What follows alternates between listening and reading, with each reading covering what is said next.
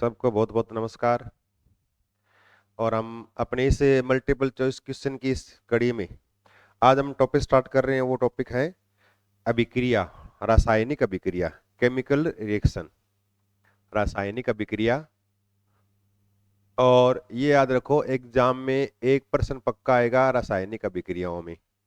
और ये थोड़ा सा आपको ढंग से याद करना है इस टॉपिक को, केमिकल रिएक्शन। अब देखो, रासायनिक अभिक्रिया में हमें मेन मेन कौन कौन से प्रश्नों को डिस्कस करना है ना। इस प्रश्नों को डिस्कस करेंगे तो आपके लगभग ये टॉपिक थोड़ा क्लियर हो जाएगा। अब देखो, इस में पहला प्रश्न देखो, फर्स्ट पहला क्वेश्चन देखें कि रासायनिक अभिक्रिया में भाग लेने वाले पदार्थ कहलाते हैं। अब देखो, कोई भी रिएक्शन हो ना, उस रिएक्शन में देखो इस तरह से लिखते हो आप, क्रियाकारक और क्रियाकारक रिएक्टेंट, और इससे क्या बनता है, प्रोडक्ट यानी उत्पाद बनता है।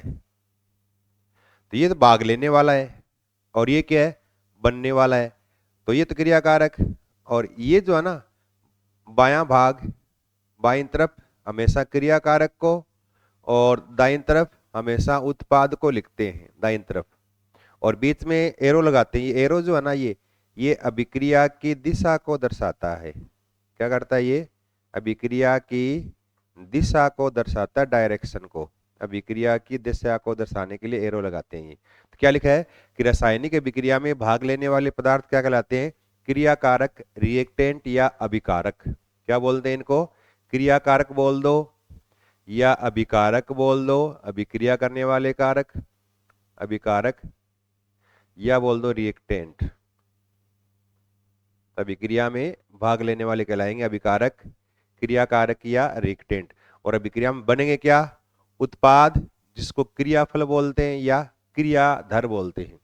अगला देखो, अगला प्रश्न कि Fe+H2O इससे Fe3O4H2 उपरोक्त अभिक्रिया के संतुलित समीकरण में Fe का गुणांक कितना होगा।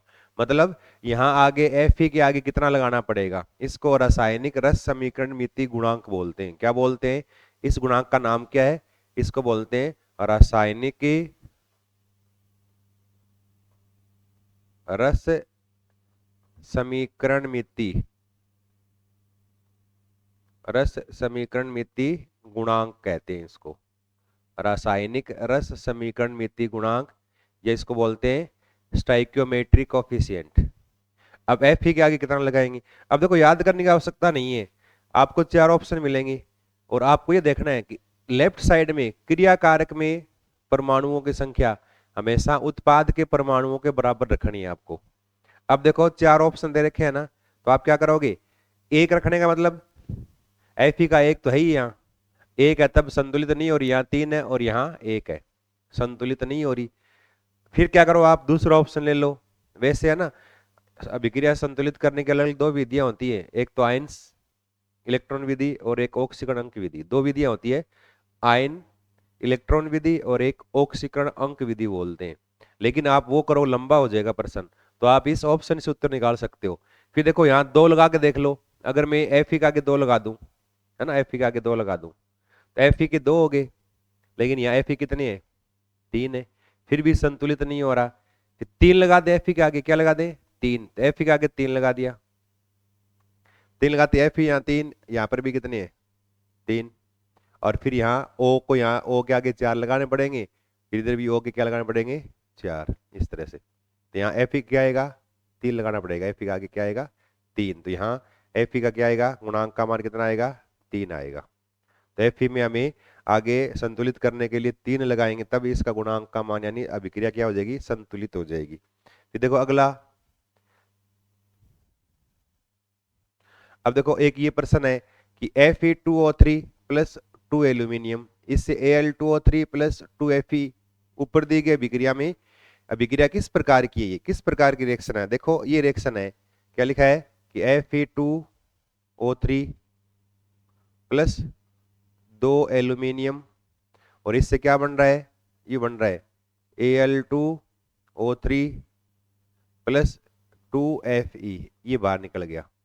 अब देखो इस अभिक्रिया में हो क्या रहा है, मैंने आपको पहले बताया था कि यहां से ये एल्यूमिनियम क्या कर रहा है, इस Fe को यहां से हटा रहा है, प्रतिस्थापित कर रहा है, और ये बाहर निकल गया। अलग चला गया। इसका मतलब एल्यूमिनियम के द्वारा Fe यानी लोहे को यहां से प्रतिस्थापित किया जा रहा है, और ये क्या है, इसका विस्थापन हो रहा है। इसलिए ये किस अभिक्रिया का प्रकार है, ये विस्थापन अभिक्रिया का प्रकार है। कौन सा है, विस्थापन अभिक्रिया का टाइप है ये। और ध्यान रखना, अगर Fe बाहर नहीं निकलता और यहां जैसे यहां कुछ और होता, उसके साथ Fe जुड़ जाता, तो एक दूसरे को प्रतिस्थापित करते, तब द्विविस्थापन होता। लेकिन यहाँ पर कौन सा है, एक एल्यूमिनियम ने एक Fe को उठा दिया, तो यानी यहाँ पर क्या हो गया, विस्थापन अभिक्रिया को उदाहरण यानी क्या कर दिया, दूसरे को प्रतिस्थापित कर दिया एल्यूमिनियम ने Fe को। फिर देखो अगला प्रश्न कि लोहे चूर्ण पर तनु हाइड्रोक्लोरिक अम्ल डालने से क्या प्राप्त होता है। अब लोहे का चूर्ण है यूं Fe, इस पर HCl हाइड्रोक्लोरिक अम्ल डाल दिया, क्या बनना चाहिए, इस तरह से FeCl3 प्लस H2 गैस बाहर निकल जाएगी। तो यानी हाइड्रोजन गैस निकलेगी, तो यानी कौन सी गैस निकलेगी, हाइड्रोजन गैस। अब देख लो आप, हाइड्रोजन गैस इसमें कौन से में है, ये रहा हाइड्रोजन गैस व आयरन क्लोराइड बनता है। हाइड्रोजन गैस और आयरन क्लोराइड का क्या हो जाएगा, निर्माण। तो हाइड्रोजन गैस और आयरन क्लोराइड का क्या होता है, निर्माण होता है इस अभिक्रिया में। फिर देखो अगला प्रश्न अगले में क्या है कि श्यामपट्ट फोटोग्राफी में किस यौगिक का प्रयोग होता है। जब फोटोग्राफी होती है ना, फोटोग्राफी में किस यौगिक को काम में लेते हैं, याद कर लो, ये मोस्ट इंपॉर्टेंट है। किसको काम में लेते हैं, AgBr का उपयोग करते हैं फोटोग्राफी के अंदर। किसका, AgBr का उपयोग किया जाता है। फिर देखो अगला प्रश्न, अगले में क्या है, मैग्नीशियम का वायु में जलना क्या है। अगर मैग्नीशियम को वायु में जलाएं इस तरह से, देखो यूं Mg+O2 और इसको जलाए MgO बना दे, इस तरह से यूं, तो क्या बन गया, मैग्नीशियम ऑक्साइड। और इस मैग्नीशियम से बन गया ऑक्साइड। तो ऑक्सीजन का जुड़ना क्या होता है, ऑक्सीकरण। क्रिया कौन सी है, ये ऑक्सीकरण वाली क्रिया है। और आप एक पॉइंट तो अपने दिमाग में डाल लो कि किसी भी वस्तु का जलना क्या है, किसी भी वस्तु का जलना हमेशा क्या होता है, ऑक्सीडेशन यानी ऑक्सीकरण ही होता है। तो कोयले का दहन है ना, लकड़ी का दहन है, कोई एलिमेंट मैग्नीशियम का दहन है, क्या होते हैं सारी ये ऑक्सीकरण अभिक्रियाएं होती है। भोजन का दहन, हमारे शरीर में भोजन का पचना, भोजन का दहन, वहां भी वो भी क्या है, ऑक्सीडेशन रिएक्शन यानी ऑक्सीकरण अभिक्रिया होती है। अब देखो यहाँ कि दानेदार जिंक तनु सल्फ्यूरिक अम्ल से क्रिया कराने पर कौन सी गैस उत्सर्जित करता है। क्या लिखा है कि दानेदार जिंक क्रिया करवाते हैं तनु सल्फ्यूरिक एसिड से H2SO4 से, क्या बनेगा, ये बन जाएगा ZnSO4 प्लस क्या निकलेगा, H2 गैस क्या बाहर निकल जाएगी। तो कौन सी गैस बाहर निकल रही है, H2 गैस का क्या होता है, निष्कासन होता है। तो कौन सी गैस, उत्तर क्या आएगा इसमें, यहाँ पर H2 गैस आ जाएगा। मैं करता हूं सर थोड़ी देर में आपस। हेलो, क्या होगा, H2 गैस का किसका निष्कासन होगा, H2 गैस का निष्कासन होता है। दानेदार जिंक पर सल्फ्यूरिक एसिड डालने पर H2 गैस का निष्कासन होता है। फिर देखो अगला प्रश्न, अगले में क्या है, उष्माशोष्य अभिक्रिया कौन सी है इसमें, उष्माशोषी, जिस अभिक्रिया में उष्मा का अवशोषण हो। अब देखो पहला क्या है, कैल्शियम ऑक्साइड का जल में घुलना, चुनना है कैल्शियम ऑक्साइड, और इसको अगर पानी मिलाओगे तो आप घरों में करते हो ना, कई बार कली करते हैं हम चुनना, उसको पानी में घोलते हैं, घोलने से क्या बनेगा, कैल्शियम हाइड्रोक्साइड, चूने का पानी, जिसकी सहायता से हम दीवारों पे लिपाई करते हैं। ये चूने का पानी या भुजा हुआ चूना बोलते हैं, कैल्शियम हाइड्रोक्साइड, जिसकी सहायता से दीवारों पे हम पुताई करते हैं। तो आप देखते हो कली को अगर पानी में घोले ना, तो घड़ा या जिस पात्र में घोलते हैं वो बिल्कुल क्या गर्म हो जाता है। इसलिए चूने को जल में घोलोगे तो उष्मा बाहर निकलती है। तो यह अभिक्रिया कौन सी है, ये उष्माक्षेपी है। कौन सी अभिक्रिया ये उष्माक्षेपी एक्सोथर्मिक रिएक्शन है, उष्माक्षेपी, जिस अभिक्रिया में उष्मा बाहर निकलती है। तो ये उष्माक्षेपी है। दूसरा देखो, कैल्शियम कार्बोनेट का CaO में बदलना, तो कैल्शियम कार्बोनेट है और इसको तोड़े किसमें, कैल्शियम ऑक्साइड प्लस CO2 में। इस अभिक्रिया में तोड़ने के लिए वियोजन अभिक्रिया, इसको गर्म करेंगे, गर्म करेंगे तो इसको उष्मा देंगे, तो ये कौन सी है, ये उष्माशोष्य अभिक्रिया है, एंडोथर्मिक रिएक्शन। कौन सी है ये उष्माशोष्य अभिक्रिया, एंडोथर्मिक रिएक्शन है। प्राकृतिक गैस का दहन, प्राकृतिक गैस में क्या है, मीथेन होती है, मीथेन का दहन। अब आपको होता है दहन मतलब होता है जलना, और जलने वाली सारी क्रियाएं क्या होती है, हमेशा उष्माक्षेपी, यहाँ भी उष्मा बाहर निकलेगी, ये भी क्या उष्माक्षेपी अभिक्रिया है, एक्सोथर्मिक। हमें क्या पूछा है, उष्माशोष्य अभिक्रिया कौन सी है, तो उष्माशोष्य कौन सी होती है, कैल्शियम कार्बोनेट का टूटना। ये क्या है, उष्माशोषी। इस अभिक्रिया में उष्मा की आवश्यकता में पड़ती है, ध्यान रखना है। फिर देखो अगला, किसी रासायनिक अभिक्रिया में क्या होगा, कोई केमिकल रिएक्शन होगी ना, उसमें क्या क्या चीजें होती है, देखो पदार्थ की अवस्था बदल सकती है, हो सकता है कोई ठोस हो उससे गैस बन जाए, तो यानी या फिर गैस हो तो लिक्विड बन जाए, या लिक्विड हो तो गैस बन जाए, या ठोस से लिक्विड बन जाए, इस तरह से तो अवस्था परिवर्तन होता है। ये सही है। रंग में परिवर्तन होता है, रासायनिक अभिक्रियाओं में क्या है, एक पदार्थ से दूसरा बनेगा तो रंग में हमेशा चेंज होता ही रहता है, तो कलर में भी चेंज होता है।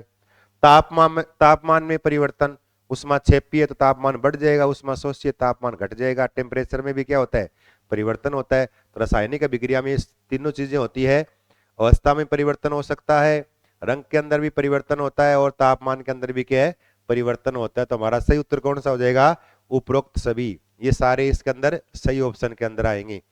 फिर देखो अगली, अगली में क्या है कि आलू की चिप्स को खराब होने से बचाने के लिए इसे प्लास्टिक बैग में निष्क्रिय गैस के वातावरण में पैक किया जाता है। तो यानी घरों जैसे हम खाते हैं ना, चिप्स वगैरह खाते हो, आप पाउच लाते हो चिप्स है या टेढ़े मेढ़े जो भी है ना, कुरकुरे वगैरह लाते हो, या पैकिंग वाली थैलियां आती है, उसके अंदर देखते हो ना, चिप्स तो दो चार मिलती है, बाकी हवा सी भरी रहती है। तो उन पैकिंग वाली सामग्रियों में वायु जो है ना, वो ऐसी वायु भरते जो निष्क्रिय हो, या जो क्रिया नहीं करें। अगर क्रियाशील गैस भर देंगे, जैसे ऑक्सीजन भर दें, तो O2 क्या करेगा, खाद्य सामग्री का ऑक्सीडेशन कर देगा, खराब हो जाएगी। तो ऐसी गैस भरी जाए जो खाद्य सामग्री से रिएक्शन ना करे, यानी इनर्ट यानी निष्क्रिय हो। और निष्क्रिय के रूप में हम क्या बढ़ते हैं, helium, neon, argon, krypton, xenon, radon, निष्क्रिय गैसें। लेकिन ये वायुमंडल में बहुत कम मात्रा में होती हैं, तो इनको तो हम भर नहीं सकते, तो क्या करते हैं, फिर निष्क्रिय गैस के रूप में वायुमंडल में सबसे अधिक मात्रा में क्या होती है, नाइट्रोजन, N2, और ये भी निष्क्रिय गैस के रूप में काम करती है। इसलिए उन पाउचों में कौन सी गैस भरते हैं, नाइट्रोजन, जो वायुमंडल में कितनी है, 78% मिलती है। तो इस नाइट्रोजन का यूज करते हैं कहां पर, उन पाउचों के अंदर निष्क्रिय गैस के रूप में नाइट्रोजन गैस को भरा जाता है। ये बात आपको ध्यान रखनी है। फिर देखो अगला प्रश्न, अगले में क्या है कि रेडॉक्स अभिक्रिया ZnO प्लस सी और Zn प्लस CO में, अब देखो क्या हो रहा है, देख लो ऐसी रिएक्शन आ जाए ना, और एग्जाम में प्रश्न आएंगे इस प्रकार से, तो थोड़ा सा ध्यान रखें। ZnO प्लस सी, और इससे क्या हो रहा है, Zn प्लस क्या बन रहा है, CO बन रहा है। अब अगर ऐसी चीज निकालनी हो ना आपको, किसका ऑक्सीकरण हो रहा है, किसका अपचयन हो रहा है, ऑक्सीजन जुड़ रहा है, घट निकल रहा है, उससे कोई मतलब नहीं है। आप है ना प्लस माइनस चार्ज से निकाल लिया करो। यहाँ जिंक पे चार्ज कितना है, +2। O पे चार्ज कितना आएगा, -2, क्योंकि O हमेशा -2 होता है, Zn +2 हो गया। कार्बन उदासीन परमाणु हमेशा क्या होता है, 0 होता है, ये भी क्या है, 0। और यहाँ C पर चार्ज क्या है, +2, और O पे चार्ज क्या है, -2। अब देखो O है ना -2, और यहां पर भी O-2, O में कोई चेंज नहीं हो रहा है, O से हमें कोई मतलब नहीं है, ठीक है ना। चेंज हो रहा है केवल जिंक कार्बन में चेंज हो रहा है। अब देखो जिंक जो +2 से कहां चला गया, जिंक में, इसका मतलब इसने 2 इलेक्ट्रॉन ले लिए, और इलेक्ट्रॉन ग्रहण करना क्या होता है, अपचयन। क्या होता है, इलेक्ट्रॉन का ग्रहण करना क्या होता है, अपचयन, और इलेक्ट्रॉन त्यागना क्या होता है, ऑक्सीडेशन, तो अपचयन। और यहां देखो कार्बन जो है ना, वो क्या हो रहा है, 0 से कहां चला गया, कार्बन +2 चला गया। इसका मतलब इस अवस्था में 2 इलेक्ट्रॉन क्या हो गए, त्याग दिए गए, और 2 इलेक्ट्रॉन का त्यागना क्या होता है, ऑक्सीकरण हो रहा है। क्या हो रहा है, ऑक्सीकरण। अब आप छांट लो ऑप्शन में, इसका मतलब जिंक का तो क्या हो रहा है, अपचयन हो रहा है, और कार्बन का क्या हो रहा है, ऑक्सीकरण हो रहा है, ये ध्यान रखना है। अब देखो पहला पॉइंट, ZnO उपचयित हो रहा है। उपचयित मतलब ऑक्सीकरण को बोलते हैं उपचयित होना, उपचयित होना, और अपचयन को बोलते हैं अपचयित होना, एक ही बात है, अपचयन या अपचयित। जैसे ZnO उपचयित हो रहा है, नहीं, ZnO क्या हो रहा है, अपचयित हो रहा है, न कि उपचयित, तो गलत है। दूसरा देखें, कार्बन उपचयित हो रहा है, कार्बन का क्या हो रहा है, ऑक्सीकरण हो रहा है, तो कार्बन का ऑक्सीकरण हो रहा है क्या, देखो ऑक्सीकरण हो रहा है, किसका, कार्बन का ऑक्सीकरण हो रहा है, ये सही है, कार्बन का ऑक्सीकरण हो रहा है, ठीक बात है। सीओ का ऑक्सीकरण हो रहा है, नहीं हो रहा, सीओ तो बन रहा है, ये सीओ का कुछ नहीं हो रहा, ये भी गलत है। सही ऑप्शन कौन सा है? कार्बन क्या हो रहा है? ऑक्सीकृत हो रहा है, यानी उपचयित हो रहा है। ऑक्सीकरण का एक नाम और है उपचयन, है ना। ऑक्सीकरण का एक नाम और क्या है? इसको उपचयन भी बोलते हैं। ऑक्सीकरण, ये इसको बोलते हैं उपचयन, और एक होता है ये अपचयन, इस तरह से। तो क्या हो रहा है? कार्बन का क्या हो रहा है? ऑक्सीकरण हो रहा है। अगला देखो, अगला प्रश्न क्या है? उपचयन यानी ऑक्सीकरण लिख दिया ना, देखो उपचयन यानी ऑक्सीकरण के कारण वसा व तेल युक्त भोजन में अप्रिय गंध या स्वाद उत्पन्न होने को इंगित करने के लिए इस्तेमाल किया जाने वाला शब्द कौन सा है? तो लंबे समय तक अगर ना वसा युक्त या तेल युक्त अगर कोई खाद्य सामग्री लंबे समय तक पड़ी रहे तो उसमें क्या है कि अजीब सी स्मेल आने लगती है, और कहते हैं कि उस खाद्य सामग्री का क्या हो जाता है? फिर ऑक्सीडेशन हो जाता है, ऑक्सीकरण हो जाता है, और वो उसमें क्या अजीब स्मेल आने लगती है। उस क्रिया को बोलते हैं विकृत गंधिता। क्या बोलते हैं? विकृत गंधिता बोलते हैं। ये शब्द याद रखना है। ये हो सकता है विकृत गंधिता नाम देख के आपसे ये पूछ ले, किसको बोलते हैं विकृत गंधिता? कि तेल युक्त या वसा युक्त खाद्य सामग्री लंबे समय तक पड़ी रहने से उसमें क्या एक अप्रिय दुर्गंध आने लगती है, एक अप्रिय गंध आने लगती है। इस क्रिया को क्या बोलते हैं? विकृत गंधिता बोलते हैं। क्या बोलते हैं? विकृत गंधिता, मतलब गंध यानी विकृत हो जाना, यानी उसकी स्मेल बदल जाना, हट जाना, चेंज हो जाना। फिर देखो, श्वसन की प्रक्रिया है, और सांस लेना क्या है? श्वसन में होता क्या है? भोजन का ऑक्सीडेशन। क्या होगा? भोजन का ऑक्सीडेशन, और ऑक्सीकरण होगा तो भोजन क्या ऑक्सीजन की उपस्थिति में जलेगा, O2, O2 हमें जलाने का काम करती है, प्लस O2 आ जाए ना, इसका मतलब ऑक्सीकरण है, यानी दहन क्रिया हो रही है। और दहन क्रिया में हमेशा क्या होता है? उष्मा क्षेपीय उष्मा बाहर निकलती है। तो भोजन का दहन क्या है? एक उष्मा क्षेपीय अभिक्रिया और एक ऑक्सीकरण अभिक्रिया, दोनों चीजें हैं। अब क्या लिखा है? एक उपचयन है, बात सही है, ऑक्सीकरण सही है, लेकिन अभिक्रिया जो उष्मा शोषी है ये गलत है। एक अपचयन है, ये गलत है। अभिक्रिया उष्मा क्षेपीय है, ये बात सही है। एक संयोजन अभिक्रिया है जो उष्मा शोषी है, गलत है, संयोजन नहीं है, टूटता है भोजन। एक उपचयन अभिक्रिया है, सही है, ऑक्सीकरण हो रहा है। जो उष्मा क्षेपी है, सही है। इसका मतलब ऑक्सीकरण अभिक्रिया होती है, साथ में क्या उष्मा निकलती है तो उष्मा क्षेपी होती है। तो ये ऑक्सीकरण अभिक्रिया है जो उष्मा क्षेपी होती है, ये हमें श्वसन में याद रखना है। फिर देखो अगला प्रश्न, अगले में क्या है? साग सब्जियों का विघटन होकर कंपोस्ट बनाना किस प्रकार की अभिक्रिया है? और साग सब्जियां जो है ना, वो क्या कंपोस्ट बनती है, विघटित होती है, और विघटित होती है ना, तो उस अवस्था में क्या फिर उष्मा बाहर निकलती है। कई बार देखोगे ना, अगर आप जैसे अगर कोई गोबर वगैरह है या खाद वगैरह या कोई कूड़ा कचरा जो है ना पड़ा रहे, उसको अगर आप उठाओगे ना, नीचे से खोदोगे, तो उसमें से नीचे से क्या है, वो आपको गर्म लगेगा। क्या लगेगा? गर्म लगेगा, नीचे से गर्म गर्म निकलेगा। इसका मतलब साग सब्जियों का विघटन होना कौन सी है? उष्मा क्षेपीय अभिक्रिया, उष्मा बाहर निकलती है। इससे टेम्परेचर में क्या होती है? वृद्धि होती है। कौन सी अभिक्रिया है? उष्मा क्षेपीय अभिक्रिया है। कौन सी है? एक उष्मा क्षेपी अभिक्रिया है। क्या है ये? उष्मा क्षेपी अभिक्रिया का उदाहरण है। साग सब्जियों का विघटन होना, उष्मा निकलती है, तापमान बढ़ता है।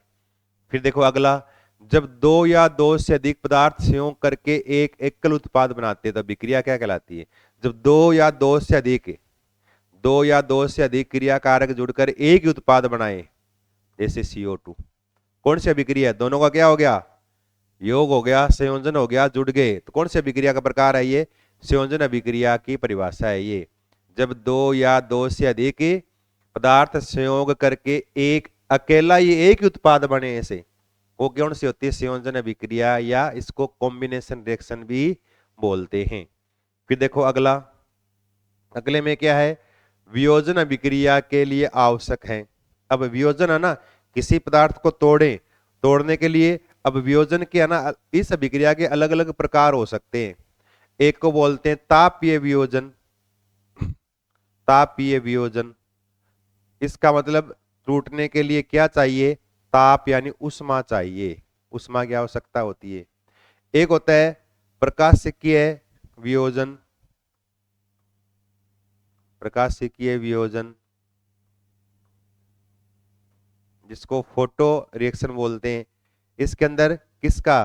प्रकाश की आवश्यकता होती है, जिसको प्रकाश रासायनिक अभिक्रिया या फोटोकेमिकल रिएक्शन बोलते हैं। और एक होती है विद्युत अपघटन, विद्युत धारा की सहायता से अपघटन होता है, विद्युत अपघटन, इसमें चाहिए विद्युत है। इसका मतलब वियोजन अभिक्रिया जिसमें एक क्रियाकारक टूटकर दो या दो से अधिक उत्पाद बनाता है। इस क्रिया में तोड़ने के लिए उष्मा की भी आवश्यकता हो सकती है, प्रकाश से भी हो सकती है और विद्युत धारा से भी हो सकती है। इसका मतलब क्या है, उपरोक्त सभी ये सारी क्या है, वियोजन अभिक्रियाओं के लिए क्या है, आवश्यक कंडीशन है। ये उष्मा की आवश्यकता होगी तो उष्मा या तापीय वियोजन बोलेंगे, प्रकाश की आवश्यकता होगी तो उसको बोलेंगे प्रकाश रासायनिक अभिक्रियाएं, और जो अभिक्रियाएं विद्युत की सहायता से अपघटित उसको बोलते हैं विद्युत अपघटन कहते हैं। ठीक है, फिर देखो अगला प्रश्न, अगले में क्या है, कोयले का दहन किस प्रकार की अभिक्रिया है। कोयले का दहन, दहन जलना, जलने वाली कौन सी होती है, उष्माक्षेपी होती है और ऑक्सीकरण होता है। क्या होती है, उष्माक्षेपी भी होती है और ऑक्सीकरण अभिक्रिया भी होती है। इसके अलावा अब देखो कार्बन का दहन C+O2, दहन मतलब O2 के साथ, दहन का अर्थ क्या होता है, O2 के साथ क्रिया करवाना, तो C+O2 क्या बनेगा, CO2। तो दो या दो से अधिक क्रियाकारक जुड़कर एक अकेले उत्पाद का निर्माण करे, कौन सी अभिक्रिया होती है वो, संयोजन अभिक्रिया। तो ये संयोजन अभिक्रिया का भी उदाहरण है, किसका है, ये संयोजन अभिक्रिया का भी क्या है कि उदाहरण है। कोयले का दहन किस प्रकार की अभिक्रिया है, तो कोयला है और वो जलेगा तो CO या CO2 बनाएगा, दोनों का संयोजन होगा तो गैस बनेगी। ये संयोजन अभिक्रिया का उदाहरण है। और वैसे कोयले का दहन कौन सा है, ऑक्सीडेशन रिएक्शन है, और साथ में क्या है, ये उष्माक्षेपी है, उष्मा इसमें बाहर निकलती है। फिर देखो अगला, Fe+H2O Fe3O4+H2, उपरोक्त अभिक्रिया में Fe का गुणांक, अभी लिखा मैंने कितना आता है 3, यहाँ Fe का आगे कितना आएगा 3 लगाना पड़ेगा आपको। ऐसे ऑप्शन देख के आप उत्तर निकाल सकते हो।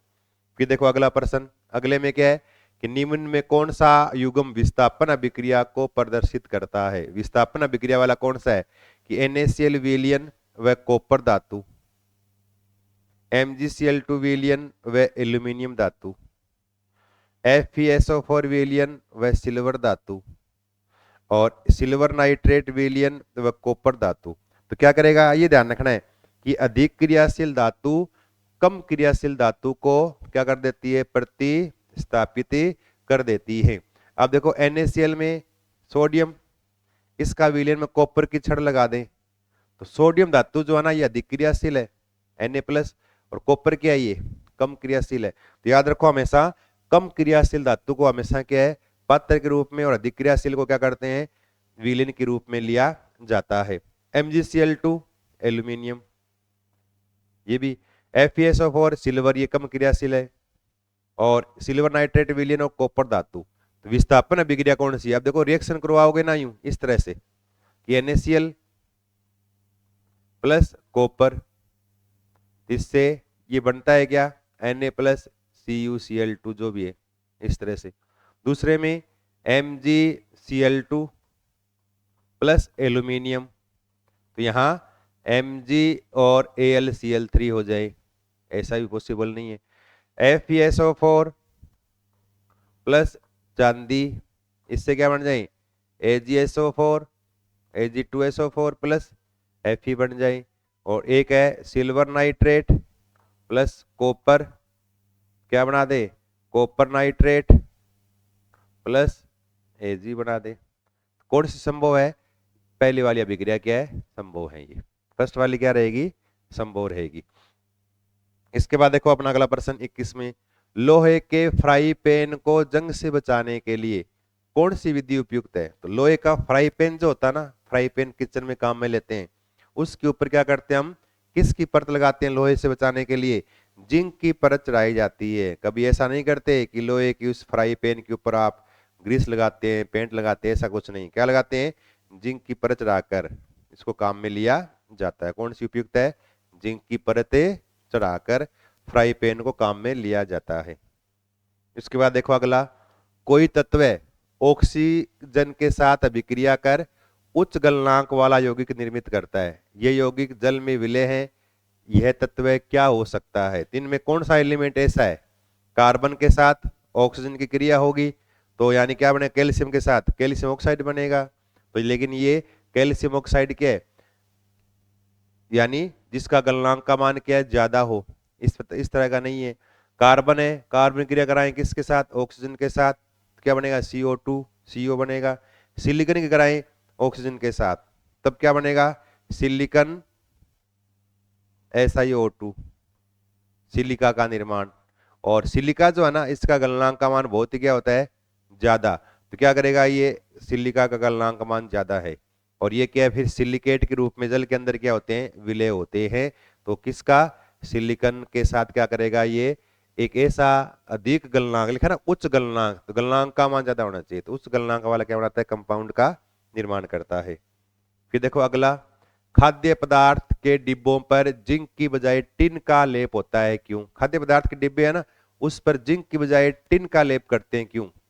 अगर जिंक का लेप करते हैं, जिंक बहुत अधिक क्रियाशील है, तो डिब्बों से हटना शुरू हो जाएगी।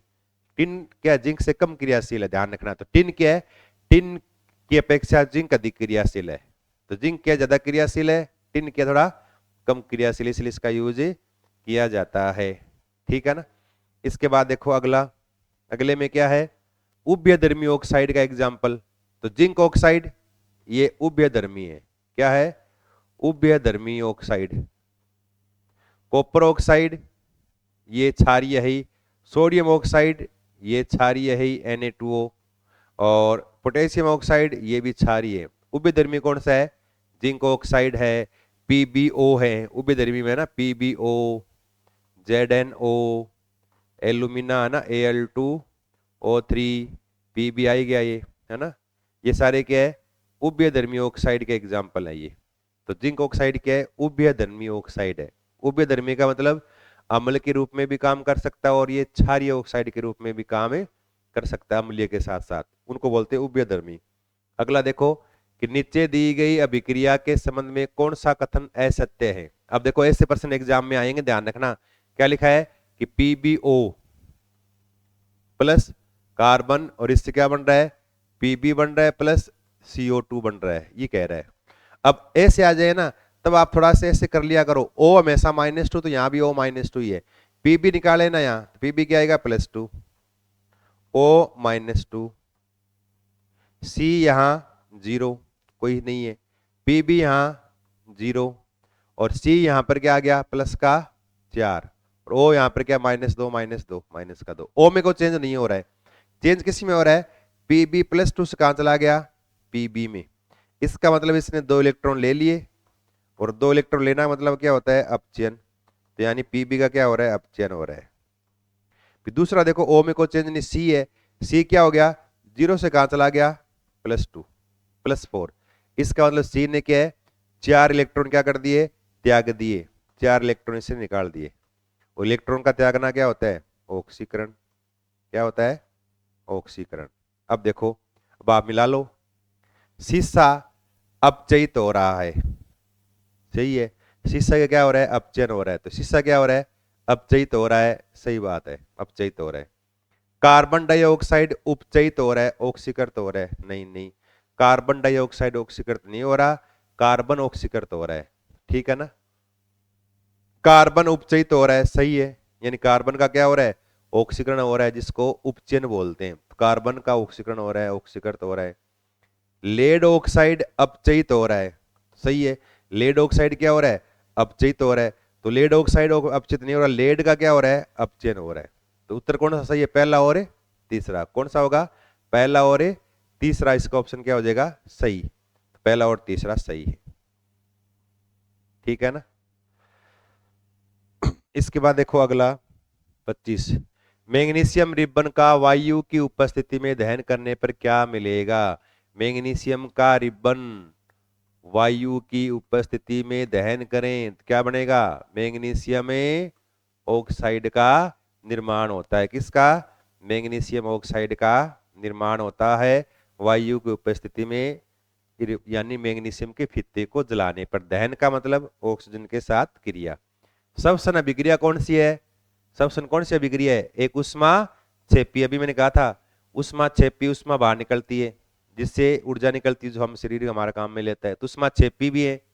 संयोजन अभिक्रिया भी है, सॉरी ये संयोजन नहीं, उष्मा क्षेपी अभिक्रिया है, और साथ में क्या है, ऑक्सीकरण अभिक्रिया भी है। क्या है, उष्मा क्षेपी भी है और ऑक्सीकरण अभिक्रिया भी है। तो कौन सी है? ऊष्माक्षेपीय अभिक्रिया है। कौन सी है ये? ऊष्माक्षेपीय अभिक्रिया है। सबसन एक ऊष्माक्षेपी रिएक्शन है, ऊष्मा निकलती है। अगला देखो, कोयले का दहन किस प्रकार की अभिक्रिया है? अब कोयले का जलना क्या होता है? ऑक्सीडेशन होता है। और साथ में क्या है? कोयले का जलना संयोजन भी हो रहा है। कोयले का जलना मतलब कार्बन की O2 के साथ रिएक्शन CO2, तो संयोजन अभिक्रिया भी है, संयोजन भी हो रहा है, साथ में ऑक्सीडेशन भी हो रहा है। तो ऑक्सीकरण भी है और संयोजन भी है। उत्तर कौन सा? एक और तीन, दोनों क्या हो जाएंगे? सही हो जाएंगे, एक और तीन, ये सही रहेगा। इसके बाद देखो अपना फिर अगला प्रश्न, और अगले में क्या है? FeCl3 का FeCl2 बदलना क्या कहलाता है? अब देखो, FeCl3 से FeCl2 बन गया, तो आप ऐसे लिख लो इसको, FeCl3 से FeCl2 बन गया, ये लिख लिया आपने। अब यहाँ पर Fe पर चार्ज निकाल लो, Cl पर -1 होता है, तो माइनस के 3, तो Fe पर क्या आएंगे? +3। यहाँ देखो Cl -1, Cl में कोई चेंज हो ही नहीं रहा, माइनस के 2, तो Fe पे क्या आएगा? +2। इसका मतलब क्या हो रहा है? Fe+3 से क्या हो रहा है? Fe+2 जा रहा है। Fe+3 से क्या है? Fe+2 जा रहा है, मतलब इसने एक इलेक्ट्रॉन ये ले रहा है, और इलेक्ट्रॉन का लेना क्या होता है? अपचयन। क्या हो रहा है? इलेक्ट्रॉन का लेना क्या होता है? अपचयन। तो FeCl3 का FeCl2 में बदलना क्या कहलाता है? अपचयन कहलाता है। क्या है ये? अपचयन कहलाता है। ये अपचयन है, ये क्या है? रिडक्शन यानी अपचयन है ये। ठीक है। इसके बाद देखो अगला प्रश्न, KClO3, इससे KCl बन रहा है, और आगे खालिस्तान में क्या आएगा? तो देखो ये पूरी रिएक्शन ये है, पोटेशियम क्लोरेट। क्या बोलते हैं इसको? Potassium chlorate, potassium chlorate. और इसको तोड़े, गर्म करें, तब क्या बनता है? KCl+O2। और यहाँ 3 दूनी 6, और तो यहाँ 2, और यहाँ 2, इस तरह से। तो यहाँ खालिस्तान में क्या आएगा? 3O2 आएगा। क्या आएगा? 3O2, खालिस्तान में 3O2 आएगा। और ये विधि जो है ना, ये विधि, इसको बोलते हैं ऑक्सीजन के निर्माण की शुष्क विधि है। क्या ये? O2 के निर्माण की शुष्क विधि, ड्राई मेथड है ये, शुष्क विधि है ये। O2 के निर्माण की शुष्क विधि भी कहलाती है, पोटेशियम क्लोराइड को गर्म करके O2 में चेंज करना। फिर देखो अगला प्रश्न, NH3 + HCl NH4Cl किस प्रकार की अभिक्रिया है? अब देखो इसमें क्या हो रहा है? NH3 + HCl, और जुड़े क्या बन गया? NH4 और Cl, इस तरह से। इसका मतलब क्या हो रहा है? इसमें हो क्या रहा है? योग हो रहा है। क्या हो रहा है? योग हो रहा है। किसका? HCl का NH3 के साथ। कौन सी अभिक्रिया है? योगात्मक अभिक्रिया का। क्या ये एक उदाहरण है? इसका है योगात्मक अभिक्रिया का उदाहरण है, ये ध्यान रखना ही। ठीक है ना? तो इस तरह से आपको ये आज हमने रासायनिक अभिक्रियाओं में कुछ क्वेश्चन किए, ये थोड़े से आपको ढंग से ध्यान रखने हैं, और एग्जाम में इनमें से कोई ना कोई प्रश्न आ भी सकता है, इसलिए थोड़ा सा ध्यान रखें और इसको थोड़ा सा ढंग से पढ़ें, ताकि थोड़ा आपका रिवीजन हो जाए। और इस टाइप के प्रश्न एग्जाम में पूछेंगे। ऑक्सीडेशन रिडक्शन में प्रश्न पक्का आएगा। करने का तरीका आना चाहिए, ऑक्सीडेशन स्टेट निकाल के फिर आपको देखना है इलेक्ट्रॉन अगर ले रहा है तो अपचयन है, इलेक्ट्रॉन दे रहा है तो ऑक्सीकरण है, उसके आधार पे ऑक्सीडेशन और रिडक्शन को आपको करना है। ठीक है, तो आज के अपनी इस क्लास में इतना ही। आगे वाली क्लास में हम फिर एक नया टॉपिक लेके आएंगे। तब तक के लिए धन्यवाद।